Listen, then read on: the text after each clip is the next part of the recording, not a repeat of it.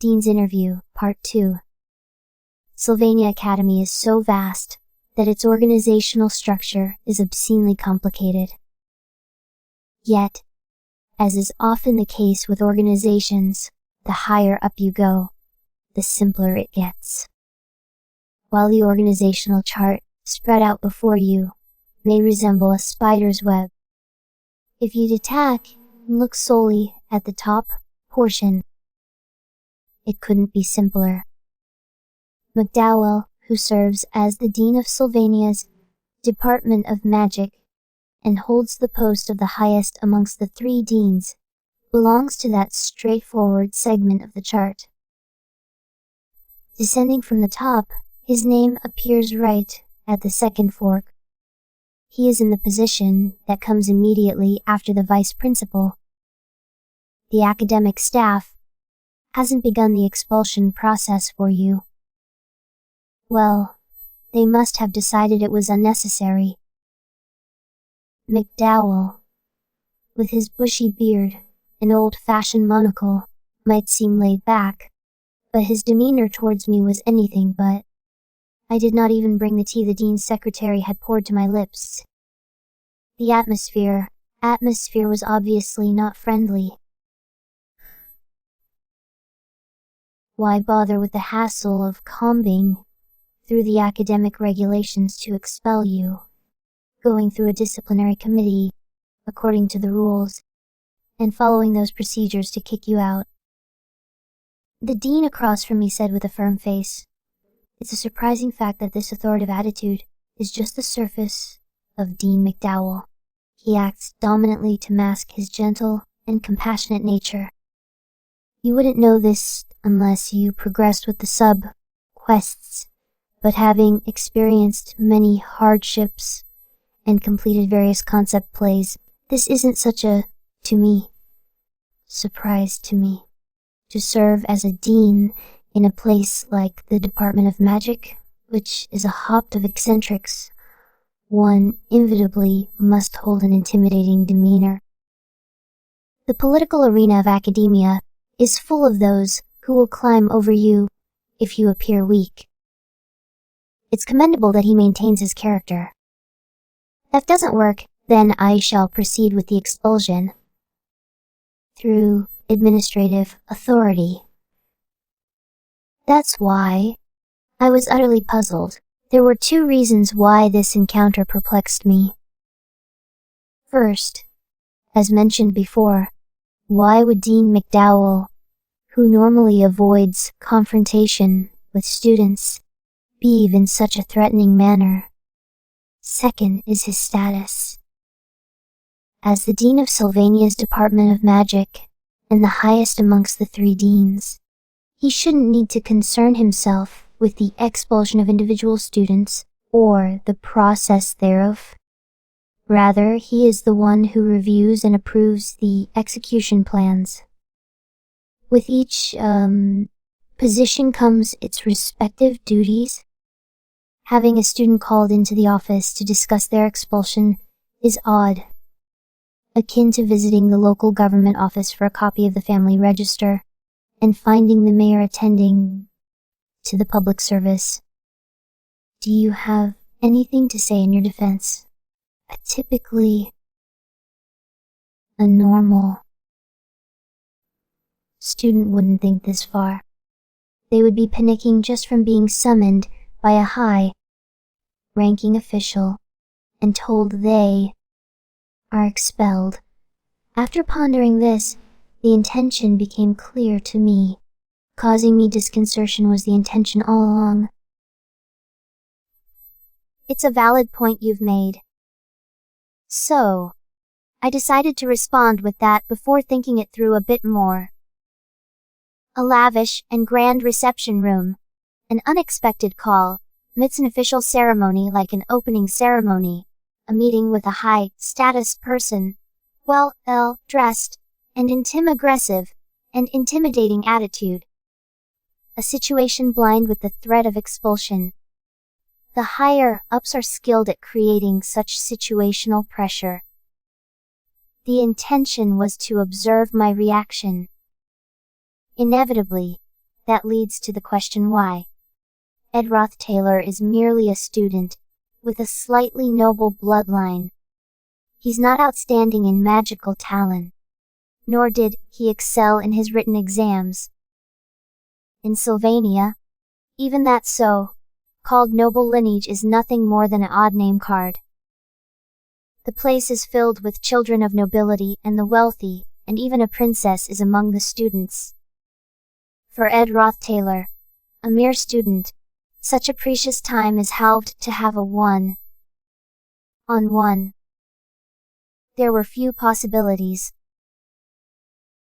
I sighed internally. I'd like to express my gratitude to Princess Phinia. Looking after her subjects even on the grounds of learning, and always being attentive to the little things. A comment thrown casually. Discussing expulsion. Then abruptly bringing up the princess amid a conversation about something utterly unrelated. It would seem nonsensical. Suddenly, what nonsense is this? Why is that story coming up now?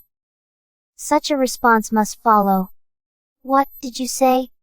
But then a slight furrow appears for just a moment. Though brief, I caught that reaction. What do you mean by that?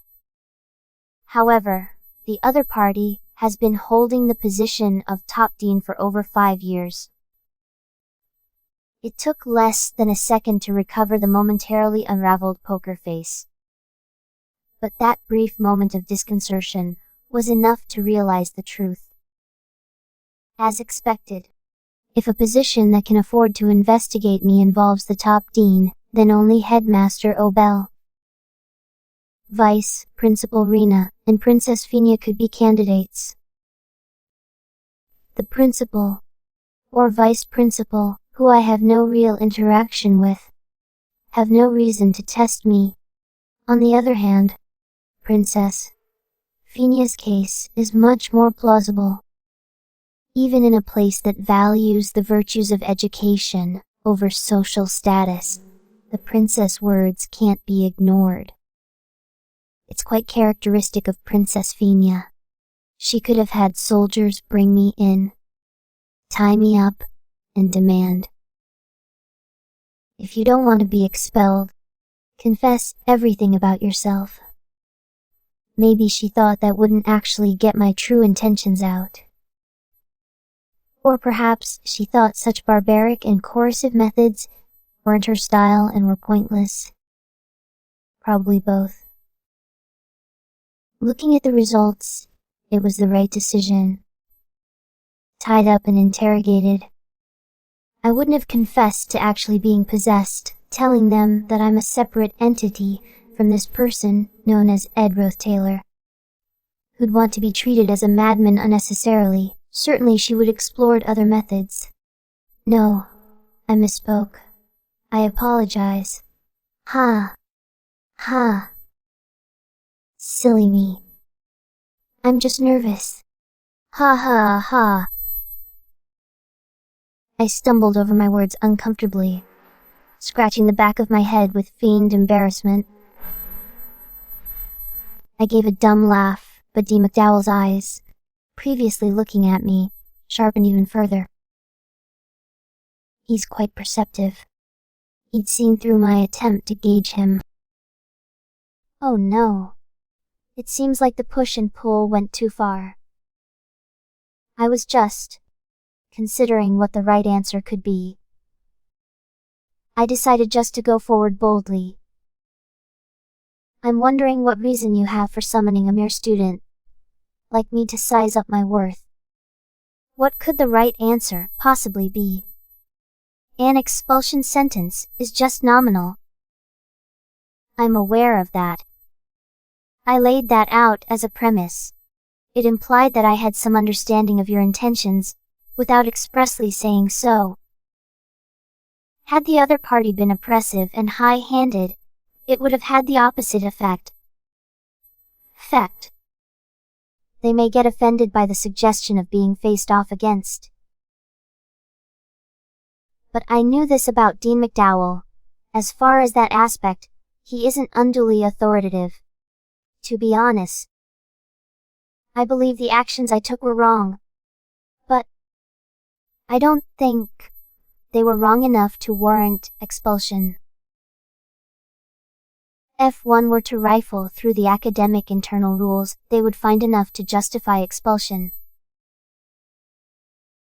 Rules and regulations are always vague and open to interpretation, aren't they?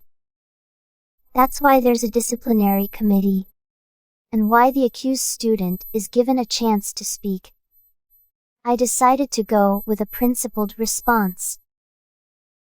Then I have no choice but to make full use of the opportunity given to me. I must convince the disciplinary committee as best I can, post bulletins around the campus, and try to sway my peers. I'll have to make an appeal for this injustice inflicted upon me. For the academy, this scenario would be a headache. Are you threatening me now? Not at all. I'm quite serious, I said with conviction. After all, it's impossibly absurd for a student facing expulsion to intimidate the very top dean.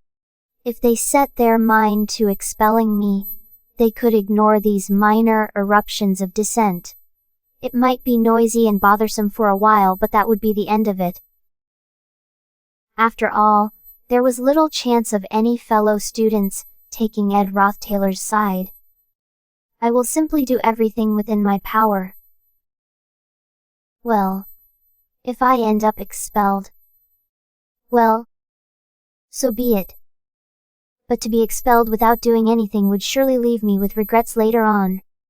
After saying as much, I took a sip of the tea the secretary had brought. Is this the right answer? It's like an exchange with masks on. I'm sure it's the same for the other side. Silence for a moment. Silence for a moment. McDowell gazed at me with his chin resting on his hand, then finally spoke up again. Princess Fina made some cryptic comments about you. Now, I can somewhat sympathize with what she said. A private conversation, revealing insights into another's character. A gift apparently inherited by the princess who took an interest in me. There was no explicit mention, but we both knew the fact. You're cunning like a fox, but not reprehensible.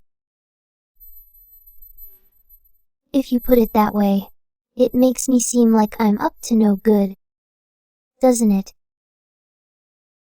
Compared to other students, who grew nervous just by being presented here, you are calm. Had I been too calm? The thought crossed my mind. Even if it was a misstep, it was too late to take it back now. Nonetheless, you may leave. Whether or not your answer is the right one, I shall reserve my judgment. Then, what about the expulsion? Upon my question, Dean McDowell chuckled. The first genuine reaction I had seen from him. You're truly adroit. There was never an intention to expel. You've seen through this fact, haven't you? His roundabout way of expressing the point was now the McDowell I knew. That was close. As I added firewood to the campfire, I sighed in relief. I'm not entirely sure what transpired, but I feel like it may be an important turning point for my future actions. Though I say that, a wrong answer might have truly cost me my figurative head. Glancing at McDowell on my way out, the relaxed, smiling figure was gone. And he had returned to his contemplative, serious self. He was earnestly sizing me up. He's someone I can't afford to take lightly. Anyway, the die has been cast, and all I can do is focus on what I must do. New completed. Item, a makeshift drying rack, crudely built out of wood to dry clothes or food. The supports aren't sturdy enough to bear too much weight. Difficulty of creation 1. Moo creation complete. Craft proficiency has increased. And wiping sweat from my brow, I admired the finished drying rack, and it brought welcome news. I felt the need to check my life skills, with all the commotion and business. I hadn't had a chance to check my proficiency in detail. Mo detailed life ability, rank novice artisan specialization carpentry. Dexterous hands, level 10, design, level 2. Gathering ability, level 3. Carpentry, level 7. Fishing, level 3. Cooking, level 4. A proficiency level of 10 in dexterous hands. Dexterous hands is a foundational skill for all life skills and is most closely related to the overall stat of dexterity. As the proficiency level of dexterous hands increases, the growth rate of other skills also sees a noticeable boost. Moreover, reaching skill proficiency level 10 is quite significant. It means you've essentially mastered the basics of that skill. Once proficiency level 10 is crossed, the required experience to advance to the next level increases significantly. Proper investment is now required. I collapsed onto a flat rock, surrendering to the heat of the campfire. Compared to the sofas of the dean's office, it's uncomfortable and cold. Yet, ever since I arrived in this world, I feel as though the rock perfectly matches my behind. Sitting comfortably in my now familiar camp, I opened and closed my hands before me. Indeed. Perhaps he should not have been born a noble. Life skills, compared to combat and magic, seem to grow rapidly. Inborn flair means little if not supported by the environment. If he'd been pampered as a noble, these abilities would have been wasted. Well, actual crafting or cooking, and even mending might be considered beneath his station. Given his status, there was no helping it. Still, after all that toil, it feels like I've managed to create a survivable environment. My camp, built with my own hands, has become dear to me. Though it under the sea, though it might seem homeless compared to Sylvania's excellent facilities in Ophelius Hall, and since I had a feast at the opening ceremony, hunger isn't an issue. It seems I could just fall asleep like this. But I can't allow myself to just doze off. The ceremony was brief, leaving plenty of time, and unlike the rush to avoid being late in the morning, I leisurely walked on my way home and still had energy to spare. I picked up few books that were scattered on the grass. Instead of sleeping, I planned to read before it got darker. The books were from the professor's library, about various edible plants and wild herbs. Knowledge equates to survival. As my ability to distinguish edible plants improves, so too will my dietary options. It'd be nice to make a workbench or reading stand. I'll give it a try this weekend. With that thought in mind, I lay back on the makeshift wooden shelter and opened a book. 10 seconds later, I was asleep, practically knocked out. I was, after all, a bit wary. In a corner of the professor's building, Dean McDowell's office for the Department of Magic remained quiet. McDowell rested his chin on his hand, sitting on the reception couch long after Ed Roth-Taylor departed. Despite amount of paperwork requiring his attention, he remained motionless, lost in thought. The dean's secretary, who was tidying up documents, sighed quietly, so as to not catch McDowell's notice. It had been a while since McDowell had sunk into such a deep reverie, doing nothing. Work was piling up, of course, and the secretary's permission to leave often didn't come on time. It seems another day has gone without leaving on schedule, and as that realization dawned, the secretary continued to delay.